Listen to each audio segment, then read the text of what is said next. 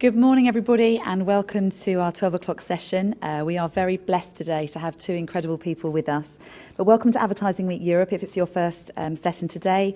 I'm Kathleen Saxon, I'm Chair of the Advisory Board. It's wonderful to see you. As many of you know, the real purpose of this collection of 4 days of all sorts of inspiring topics is to ensure that we can be provocative and very relevant and certainly topical. And I can't think of anything else more topical today than Leveson. And actually we have two very special guests in the fact that Tom is obviously political editor of ITV and actually independently and individually was very early involved in hacking and what may be happening around him. But also Lord Puttnam, obviously a hugely esteemed film director, but has actually most recently been really fighting for press reform and has a very, very strong perception of what ought to be happening going forward. So please welcome on behalf of ITV, Tom and Lord Puttnam.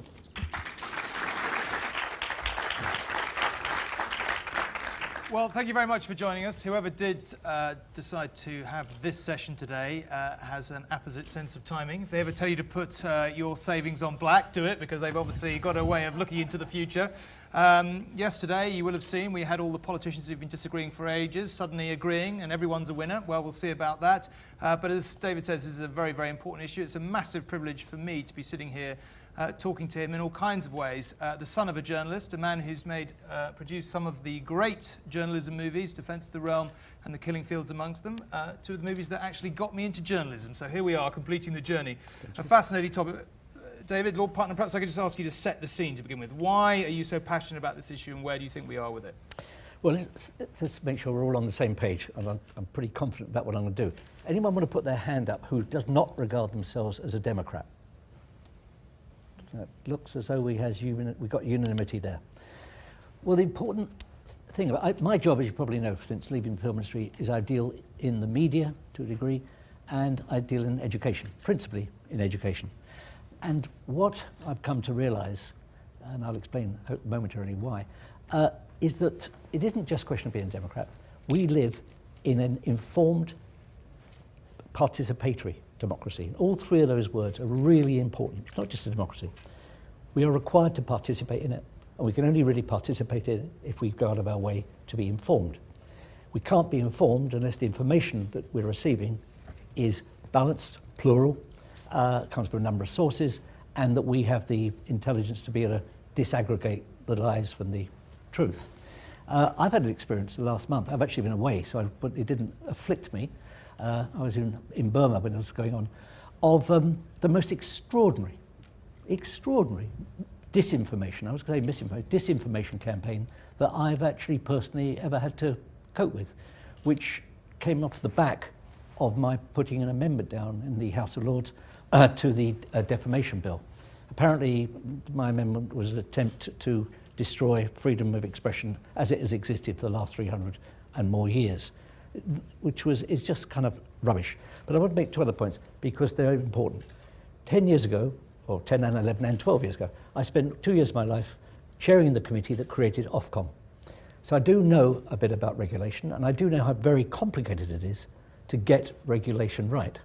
I also happen to chair the committee that deregulated the Advertising Standards Association because it was felt, I think correctly, I certainly feel correctly, that the ASA had done an extraordinary job over a number of years, had got its house very much in order, and it was deregulated with a piece of backdrop, underpinning, as we now tend to call it, backdrop legislation in place, whereby if, for whatever reason, the ASA started backsliding or not doing the job that was expected of it by consumers and citizens, it could always be re-regulated.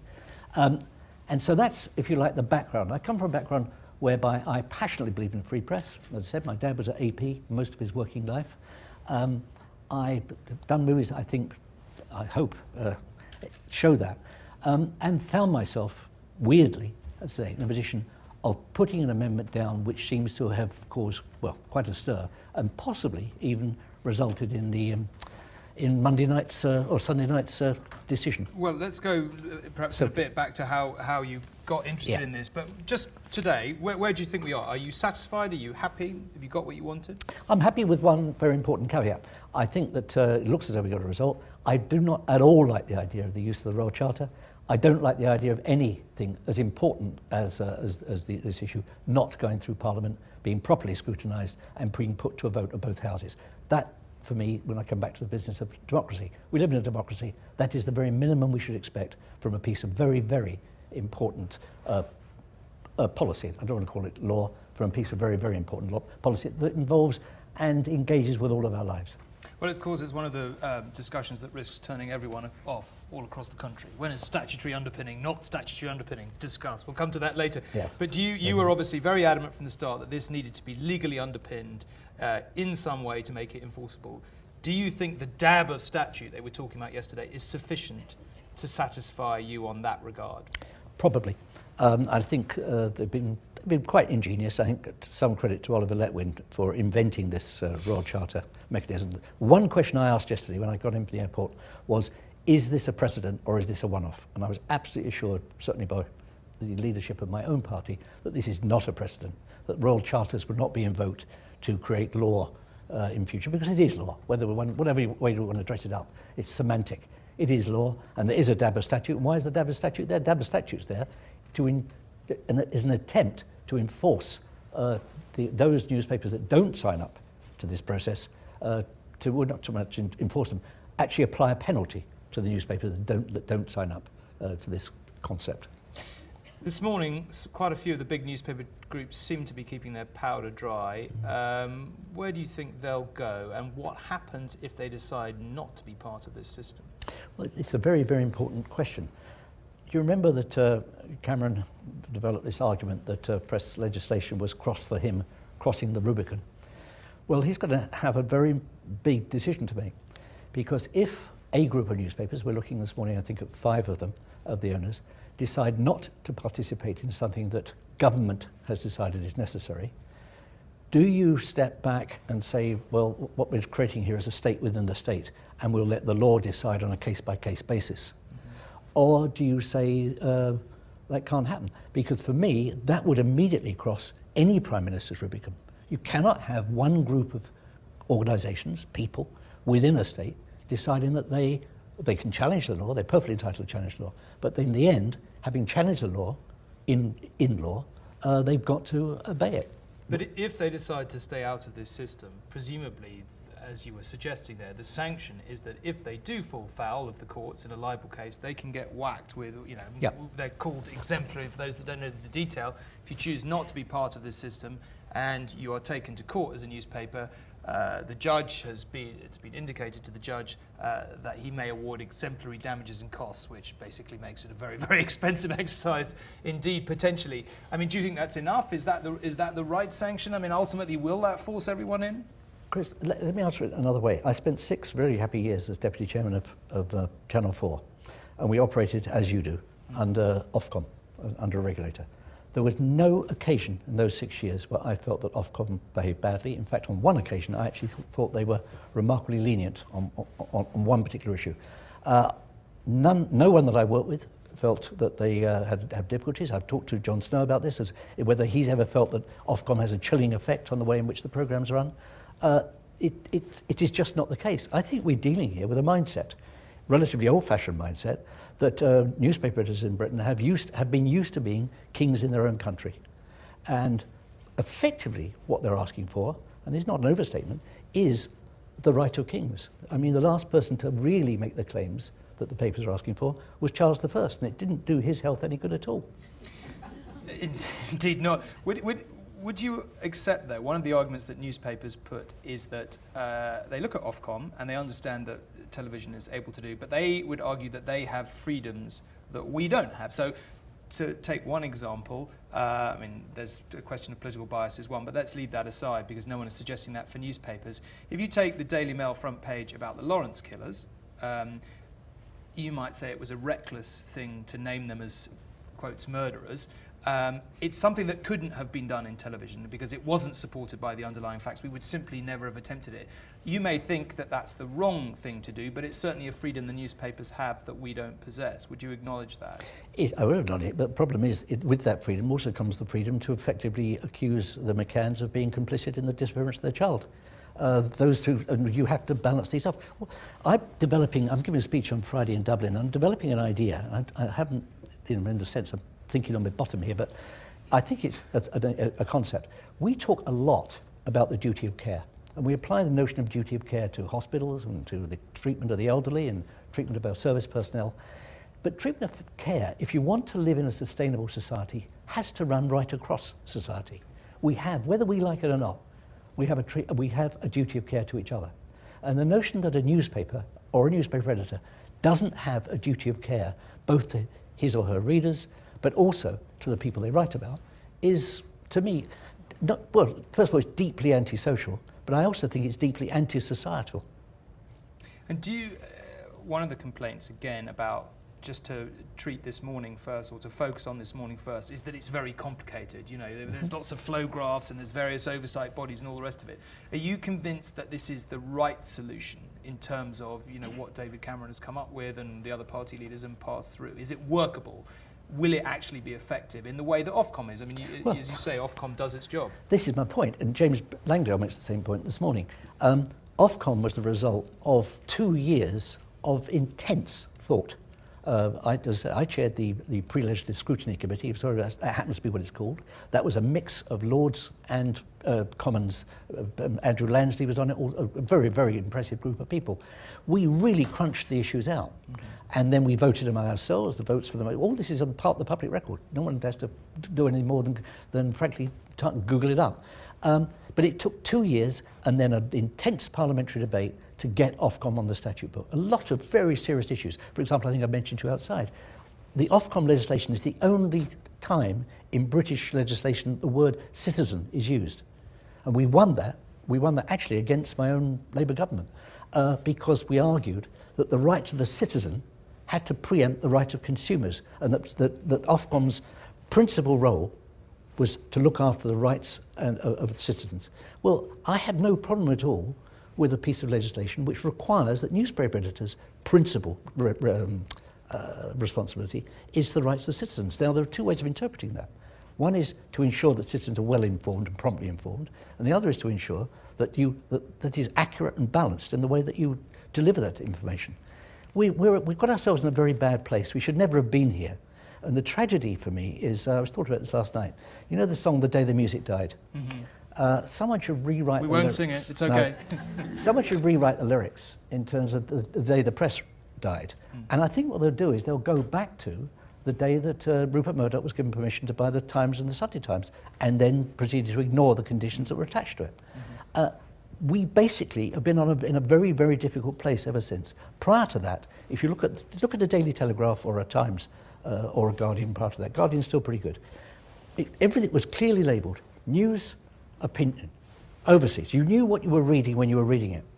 That is the minimum we're entitled to expect, that when we read news, it is news. When we read opinion, it is opinion. You don't have to be a genius to see that that's really important differentiation. And I've just pulled out here, just maybe the only closest thing I'll get to a laugh. This is... Oh, I don't know, we've only just got started. Well, this is a front page of Tit-Bits, right? And several front pages, sorry, they're not bigger, of Ravelli. Okay, when I was growing up, Tit-Bits was a really very, very popular weekly magazine that came out, and that didn't pretend to be a newspaper. And the idea that the editor of Tit-Bits would suddenly be promoted to be editor of the Times was extremely unlikely. Okay. Someone, Rupert, I guess, was smart enough to realise it was also very, very popular, and effectively turned the Sun into Tit-Bits with news. But the problem is, it didn't change that much. And so we've got a situation where effectively today you've got Ravelli and you've got Tit-Bits, but they are telling us who to vote for in Europe and how to solve the economy. This is not a very good juxtaposition. It's an unnatural juxtaposition. But hold on a second. We could argue about that as well all day, but we won't, because that's not going to take us anywhere positive. I'm trying to be provocative. No, but a lot of newspaper people would argue that the ability to meld or mix news and comment is a critical part of what they do, because it starts from them having a passion about a subject, say Europe, say criminal justice, and therefore campaigning to some extent on it. And they wouldn't say that they're twisting the facts, but the idea of a total separation of opinion and news, as if news is some, I mean, I'm being a bit provocative now, but the idea that news is some kind of arbitrary gold standard that everyone agrees on, is irrelevant. And they would argue that is a crucial freedom that they need to have.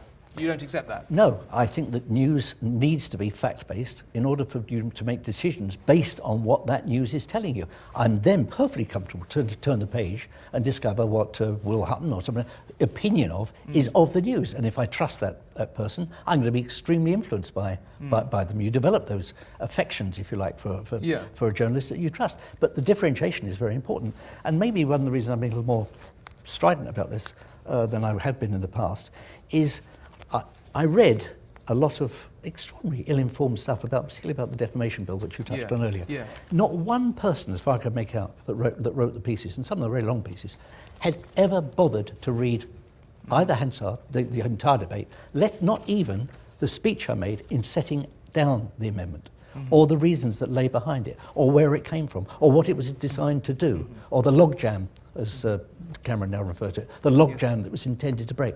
None of that was there. What there was this extraordinary, intemperate and ignorant accusation that one was trying to do was wreck freedom of expression. Was not remotely true. Well, I ought to interrupt at this point. For those of you who got a bit confused on where the defamation bill comes into it, one of the things that Lord Puttnam did after Leveson, when it was clear that David Cameron wasn't particularly inclined to go down this road, was to amend with others in the Lords the defamation bill, which would then have effectively forced pretty much the full Leveson onto the statute book. This is what effectively pushed the leaders to come to an overall solution. So just to mention that. But I just want to, just for a moment, focus on this difference between news and opinion, because I think it's a very critical one. Some people would say, OK, let's take yesterday. All the politicians agreed. Everyone said they were a winner. Somebody said it was statutory. David Cameron was saying it wasn't statutory underpinning. The other two leaders were saying it was. Somebody has to adjudicate on that, don't they? Somebody has to, well, usually me, I always get asked, well, who won then? Who's right? And you're balancing competing claims. Now, is that analysis? Is that opinion? How do you separate that out of?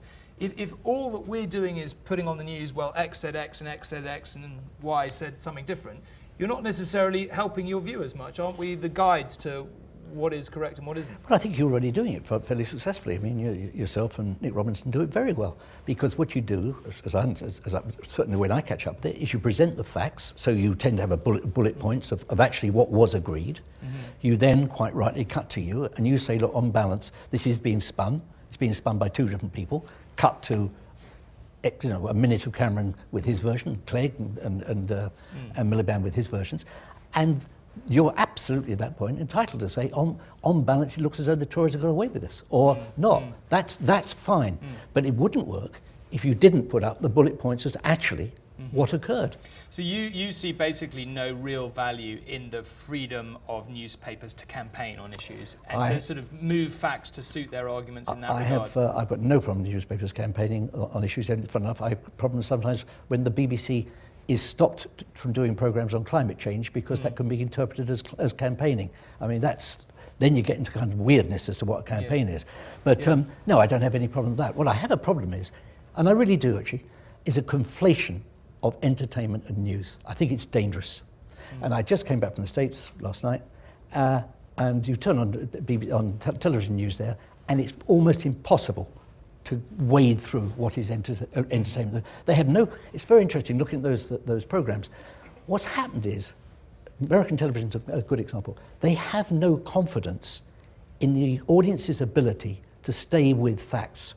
So therefore they zoom off into what happened to some celebrity the following day. They can't hold it together. It's as though what we're doing is institutionalizing ADT. Literally. We just can't hold the idea that issues are complex, they need crunching out, they sometimes need explaining, and I'm sure some of you are already going to see, they sometimes need explaining at greater length than we seem able to give them. So what we do is we try and entertainmentize them. You don't help facts by turning them into entertainment. You really don't. I was pondering my children there. Every time we ever watch anything now, they're on about 3 devices at once, which is something I know you're all very familiar with. Different thing. I think the ability of young people particularly to absorb information quickly is a separate discussion, and it's very interesting. Yeah. But I just wanted to go back to the beginning now. One of our most venerated and brilliant film producers. Why did you get interested in the cause of press regulation? What drew you into that? I think, I'm sure I'm not the only person here, I got, not badly, but I was bullied at school. And I hate bullies. I hate bullies with a passion.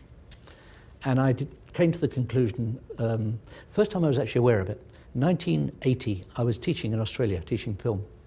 I just finished Midnight Express and I went out to Australia. And we were doing some promotion on the movie, and I discovered that Columbia Pictures were quite loath to have the cast come out to Australia. And I looked into this a bit, and I discovered that on successive, this wasn't just my studio, that studios had become very, very leery about letting out artists out there because the Australian press at that point had become so hostile and unpleasant that artists didn't want to get on the plane and go there. And you start digging a bit, and you discover that, yes, indeed, the Australian press in the late 70s was vile. Actually, I'm trying to think of a nicer word, but it was pretty vile. It actually cleaned itself up, interesting enough, in about 83, 84. And that was the first time I became aware that was something that was a press that wasn't quite what I thought press was. Then, as I say, having a dad that was in Fleet Street, and I spent hours and hours of my childhood in Fleet Street, I became more and more concerned as to what was happening. And you become aware of unfairness, and you become aware of that commercial pressures become used to excuse behaviour that none of us would feel is correct. And I think what we've dealt with, sadly, is now an entire generation, you would know better than I would, an entire generation of journalists who have believed themselves to be under the cosh to cut corners, behave badly in order to deliver a product. You know, one of the people I feel most sorry for, because I know him a bit and I like him, is Andy Coulson. Because I feel very strongly, Andy Coulson, if Andy Coulson had the early years that I had at Collett Dickinson Pearson in advertising, all I wanted at CDP, when I was there in 20, 21, 22, 23, I wanted to be like the guys I worked for, because they were great. They were absolutely admirable, fantastic guys. Parker would tell you the same thing, Saatchi would tell you the same thing, Ridley would tell you the same thing. I just wanted to be like them. Well, if you find yourself at that sort of age, going into an organisation like News Corp or the Mirror, where in order to succeed, you cut corners and you take chances, and that's seen to be the route up, you become that person. And I actually, my knowledge of Andy is he's not a bad guy. He's amusing and pleasant. But actually what happened is he bought into an ethos which was corrupted. Not corrupt, but corrupted. Do you think he's somewhat carried the can for practices that were very widespread across the street? Yes. I think they were absolutely general. I don't think... across all groups or no, many I would groups? exempt... The FT is innocent because it is able to be, and has to be in a sense. I think The Guardian has played a very, very... no, it's not perfect, but has played a very good game. I think Chris Blackhurst this morning in Independent has illustrated the fact why the Independent is independent. But I think otherwise across the street, yes, I think it's been pretty bad. I mean, you go back to the Daily Mail, the days of David English. David English was... not a nice guy. I mean, his idea of what was fair play and who was fair play certainly wouldn't be yours or mine. But where did it all, I mean, you know, where did it all go wrong? You know, you look back at the hack, where did it all come from? Was it something that happened suddenly? Did it go wrong gradually? Where did we lose our way as a profession, if you like? I think, I had a wonderful email last night from exchange of emails with Harry Evans and Clive Irving. Clive was the original editor of Insight in Sunday Times. And, you know, I'm 72, those two guys are 80. And it's easy to look back at a kind of with a rosy glow. And both of them said in their emails, we were part of what, look in retrospect, was a golden age of journalism. We had enough guts in terms of Dennis Hamilton. We had editors with enough guts to give us our heads. But we also had a sense of responsibility as post-war children, and I'm a post-war child, a sense of responsibility that stopped us doing things that we knew to be wrong. And I think what happened is our definition of what was wrong became distorted, and what was forgivable and permissible became extended and expanded. Why did it, I mean, for those that don't know, the reason that I have this sort of unfortunate responsibility in life of starting the ball rolling on the phone hacking investigations in a minor way, because there was a story one day in the News of the World about Prince William and me and something I was doing with him. And it was quite a small story, and I was obviously embarrassed and didn't want him to think that I'd leaked the story. And I'd been royal correspondent for ITV a few years before. And I said to him, you know what, I suspect they're hacking your voice messages, which is indeed what turned out. Then he went off and spoke to the police, and the rest is history. And there'd been another story about a knee operation the week before that had already made him suspicious. But my point is, if I knew that, or if I knew of the rumours that hacking was incredibly widespread, surely lots of people must have known that across the street. And why did it take so long to come out? I mean, sometimes you heard people saying, "Oh, don't leave a message," I've known since the late 80s that hacking was relatively widespread. And you're right. I mean, I always remember being absolutely aghast. I knew people had been hacked. Right. And I knew that they knew had been hacked. The thing I remember watching television, I gasped, was when Yates of the Yard came out and said there was no case to be answered, effectively, and that he wasn't going to pursue. But it was a kind of awesome piece of stupidity.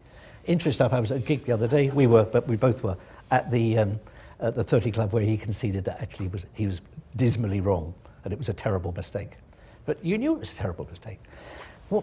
Let's get to why this is so important, because 114 people have been arrested, of whom I think, 57 are journalists. The problem here is something much more sinister than just journalism. We'd reached a point just ahead of Millie Dowler where several things were happening. News Corp has put in a bid for B-Sky B. The implications of that to ITV and Channel 4 and the BBC were awesome, if that bid had gone through. We can discuss that maybe later. That had happened. But much more serious, what had happened was there'd been this collusion occurring between the press, politicians, all parties, and the police. And what I came to realise, I think quite early on, was that I spent 7 really happy years of my life as a president of UNICEF, going around the world. And you'd be in countries where the idea, honestly, of democracy was flexible. But I always thought the great thing about life is if you've got an independent judiciary, and if the judiciary is straight, the rest of the things begin to sort themselves out. So you can be patient with countries, and maybe there's a very good chance they'll come good. What I realised for the first time was if you've got a press, politicians and police colluding with each other against the public interest, the greatest judiciary in the world can do nothing about it, because the game's fixed before it ever reaches the courts. Well, you've been interested in that a long time, and we were talking earlier about Defence of the Realm. I don't know if one of David's early films, I don't know if you remember which. Curiously, I've been involved in reimagining the script for in recent times. But that is ultimately, that's all about proprietism, too close, and the corruption. So your interest in that goes back long, even to the golden days. It does. Well, it goes back, yes, in a sense. I remember a very interesting conversation I had with John Biffin. John Biffin was a trade minister and a minister in Thatcher's government. And John Biffin, sadly for him, was the person who allowed the Times and the Times Sunday Times takeover to occur, but he also was the person who put in the conditionality. And he said to me, and he said it to other people, not just me, it's in a book somewhere, he said, what he came to realise was, if you see an important newspaper proprietor sitting down with an important minister in quiet conversation, democracy is never being served. And it's true. It is profoundly true. But that's not an interaction you can stop, though, is it? I mean, any business leader is perfectly entitled to want to sit down with a minister. It is stopped, because if Mark Thompson, for example, as is well recorded, or Tony Hall now, goes and has a meeting at Downing Street with David Cameron, it's minuted. If you went and had a meeting with David Cameron at Downing Street, it would be minuted. You're not. I doubt, you may tell me wrong, you're seldom invited to a quiet dinner, at which you will be off the record briefed, I don't think. And it's unrecorded. I mean, there's been very important things that happened. Meetings now between journalists and top ministers are now have become part of the record, or supposed to be. So no, I think this slow process towards transparent government, this slow process towards things being crunched out properly in Parliament, the process that, as we said, that Ofcom went through and that this hasn't gone through, are very, very important if we're to be treated as responsible Democrats. Well, there's so many areas we could go to, and there's a couple I want to just concentrate on before we open it up for questions. You're sort of on the record as saying that you think part of the problem is the amount of foreign media ownership in this country, and you would like to see only people who pay taxes in this country able to buy newspapers in future. Do you want to just talk us a little bit? Is that still very much your view? Yeah. Do you think it's important? Is it realistic? I think one of our problems, and it will continue to be a problem until we solve it, is that we've failed to come to terms with or find a definition that works of a fit and proper person. The Premier League is suffering from it at the moment as well, incidentally. Until you've got that, it's extremely difficult to make judgments. Now, how do we feel collectively about the Daily Telegraph being bought by Putin or an organisation controlled by Putin? The Independent, you mean? No, I mean the Daily Telegraph being purchased. We don't at the moment have any ability really to stop it. Oh, I see what you mean. Yes, right, yeah. I know it's free market, if that's what they decide to do. So you've got to establish some parameters. Now, the Americans, who are imperfect in so many ways, wouldn't dream of having foreign ownership of their media. You know, that's why Rupert Murdoch's an American. Not because he wanted to be an American, he had to be an American in order to have a TV channel or a newspaper. Now, are they so daft at insisting on foreign ownership laws affecting the media, or are they smart and are we daft? Discuss. You know, in a minute. In a minute. But so my point is, so it isn't now. So my other argument is, if someone doesn't live in a country, doesn't pay tax in that country, therefore has no actual affiliation to the country, which they are influencing through the organs of their media ownership. Is that really right? Does that mean that, for example, as you run into an election, that someone's telling us with a sort of loud foghorn who we should vote for, knowing full well that they actually are not participating or being affected, other than commercially, by those decisions? It feels wrong to me. Just on newspapers, I mean, one of the reasons people say, you know, the Independent has been saved by a foreign newspaper and it might have shut otherwise. What do you think the future of newspapers is? He became a British citizen. Yes. Did he become a citizen before he bought it after? I think so, before, I think. Anyway, what do you think the future of newspapers is? And we haven't talked at all about the internet and how it impacts. I mean, one of the arguments the newspaper says, look, this is all ridiculous because the internet's out there, unregulated, casting pressures on us all the time. What do you make of the future of newspapers and the future of the internet and its impact on the regulation that you want to see? Well, I think there's no question that the newspaper itself feels like an old-fashioned product. It feels as old-fashioned to me, frankly, as large cans of film. You know, I broke my back for years carrying five big cans of film from cinema to cinema. Not all the time, but enough of the time that it hurt. And I feel that newspapers have got that same feel about them. Yeah. You know, it's a sort of dying thing. And I'll regret it. It won't, fortunately, it'll live longer than me. But so the internet or web-based information is certainly an answer. Again, we're back to this business. This is why I'd like us to see us think about and begin to look at this issue of duty of care. Do people who place things on the web have a duty of care for the issues and the people they're discussing, or not? Now, that's a societal decision. Mm-hmm. That has everything to do with what kind of society do you want to live in. There was a very interesting moment, I've got it here actually, where I was challenged in the Lords by David Hunt. And I said here, Noble Lord, this is me speaking, Noble Lord has said that other countries will look to us on the matter of press freedom. He asked an important question: what sort of country do we want to be? My answer was, it's very clear that 78% of the population of this country do not want us to be one in which the lives of the McCanns and people like them are ripped apart by newspapers and press abuse. That is the country we don't want to be. I think that is profoundly true. Now, sometimes you have to start from a position of what don't we want? We don't want to be abusive. We don't want to be paedophilic. There's all sorts of things we can very quickly agree we don't want to be. Well, isn't that a good idea? If that's what things you don't want to be, do you not start placing, doesn't society have an obligation to start placing barriers between the things you don't want to be and they becoming mainstreamed? You know, this is but we're back to the business. That's a long debate. Mm-hmm. You know, that should take, if you believe in Parliament and you believe in democracy, that should take a lot of parliamentary time to crunch it out and come to a decision that all of us can subscribe. Might not all agree with, but can subscribe to, because that becomes the way in which we decide to run our country. Well, I could go on for hours here. You may have other places to go. This might be a good moment to open it up to questions. Has anyone got any questions? Yes, in front here. Do you want me to shout? If you don't mind, it seems the easiest way. So, can you just say who you are? So, Jenny Smallshaw from Gildard Associates.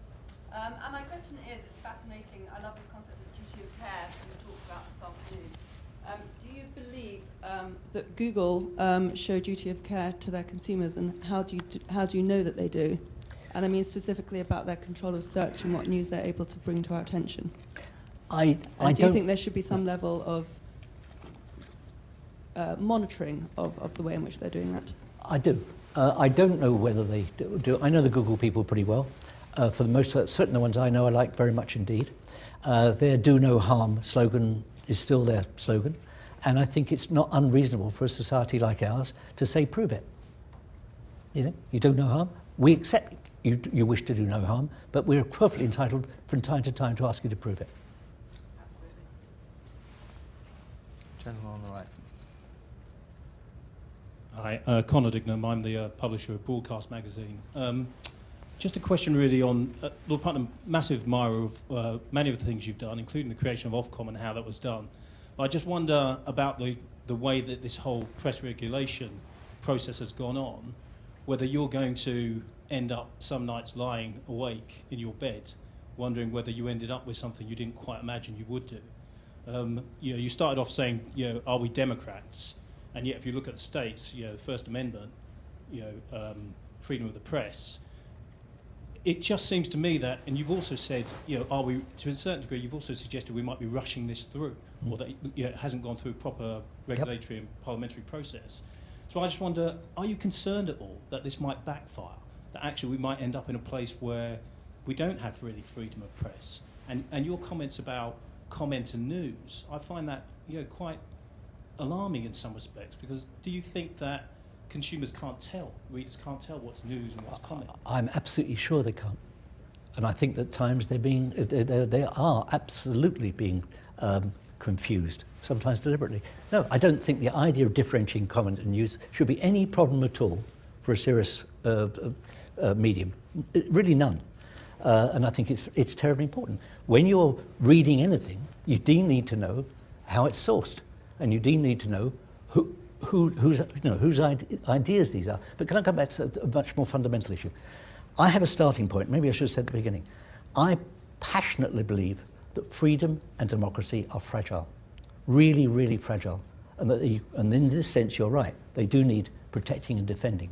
The American First Amendment is a very, very important document, but it's also the case in America that newspapers have fact checkers. If you ever do an interview, and I'm sure you have, for an American magazine or newspaper, someone calls you afterwards and said, when you said that, is that what you meant? Or who are they? Or how, even down to how do you spell their name? So in a sense, I'll ask you to explain to me, in a situation where First Amendment rights don't require you to check your facts, why do they bother? I'll tell you why they bother. Because they wish to keep their First Amendment rights. They're being very sensible because of the fragility. People who care about democracy take care of democracy.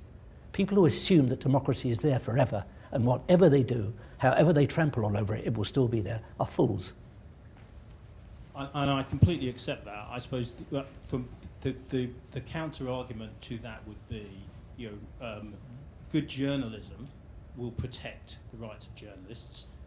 Do we need the kind of statutory, because it is statutory, intervention that you have been partly the architect of to achieve what could have been achieved if the laws that exist at the moment have been enforced properly?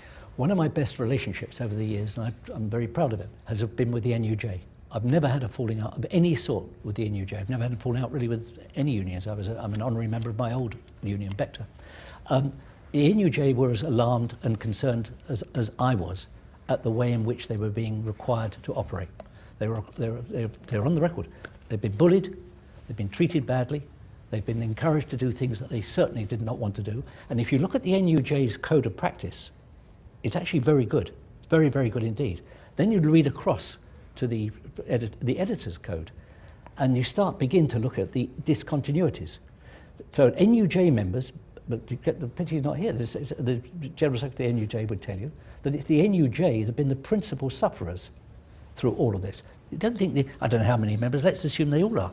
It is not good news for the NUJ that 57 of their members have been arrested. It's catastrophic, actually. So you'll never have a problem, because you use the phrase good journalism, that's what I'm picking up on. I think there are very good journalists. Unfortunately, I think they've been working in an environment which has been anything other than treating them with the duty of care. Gentleman at the front here. sorry, just... Sorry, David. But isn't the issue, though, that the laws already existed for this behaviour not to occur? I mean, people were breaking the law as it stands. And actually what we have is a monumental collusion between the state, the police force, and journalists. And isn't there therefore a fear that the state is further intervening in the freedom of journalism? And really it wasn't the freedom of journalism that was the issue, it was this collusion. And what causes that collusion? And is Leveson really going to stop that collusion going forward? I don't think you can stop collusion. What you can do, and what Leveson is encouraging, is the type of, I think, reasonable protections that the man on the so-called man on the Clapham omnibus would understand. For example, if you, this is probably the wrong audience, if you ask normal people out there, not us, believe me, not us, really not us, and I include myself. But you literally go out there and ask people who are not involved in all these issues, say, we've got this idea, if you are traduced in the newspaper on the front page and type that big, we got this thought that maybe the apology, having proved that it's wrong, should be in the same place in the same size type. You find people that would say, no, I think that's a terrible idea. That's really terrible. No, you say, oh, well, you think it should be on page 47 in 3.5 point type. So there are some really obvious things. And now the average newspaper editor would tell you that that's the end of life as they know it. Now, the notion that they would have to apologise with the same prominence and as the original there is literally the end of the world as they know it. One of the big debates last week, and this is a funny one, I think, was, yes, we need an independent regulator. Of course we do. But we, the newspaper, wish to veto who that person is. Now, I'll ask you, try to come up with a sentence which includes the word independent and veto and makes sense. Now, I'm tempted to say, which syllable of the word independent is it you don't understand? Now, these are nonsenses. Taken in a different context, these are absolute nonsense. But what happens is the flag of press freedom and freedom of speech is wrapped around them, and suddenly nonsenses begin to look as though they're defensible. Got 1 minute left for a very brief... can I just take the lady in the middle of the back who hasn't answered a question? Very briefly.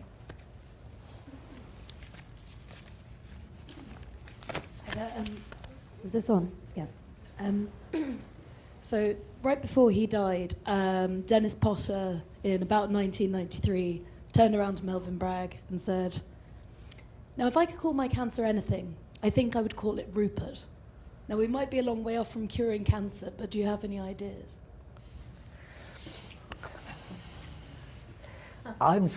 Good luck with answering that one, David. I'm slightly schizzed about him for only one reason.